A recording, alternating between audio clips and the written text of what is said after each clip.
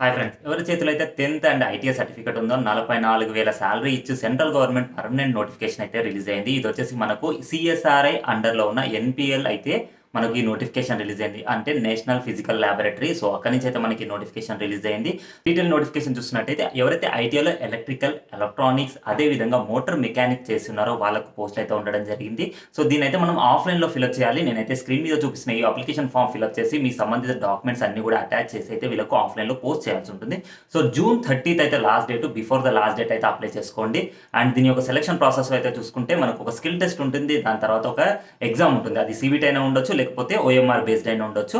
So, దాని తర్వాత మనకైతే ఫైనల్ మెరిట్ అయితే ఇవ్వడం జరుగుతుంది. దీనికి సంబంధించిన application form, notification and application links అన్నీ కూడా నేను బయోలో ఉన్న టెలిగ్రామ్ గ్రూప్‌లో అప్లోడ్ చేస్తాను. అదే కాదు ఇంకా చాలా నోటిఫికేషన్, అప్రెంటిస్ అదేవిధంగా ఇంటర్న్‌షిప్స్‌కి సంబంధించిన ఆల్ నోటిఫికేషన్, ఎడ్యుకేషన్ కంటెంట్ అంతా కూడా నేను మన బయోలో ఉన్న టెలిగ్రామ్ గ్రూప్‌లో నేను అప్లోడ్ చేస్తుంటాను. అక్కడి నుంచి అయితే మీరు డౌన్లోడ్ చేసుకొని అప్లై చేసుకోండి.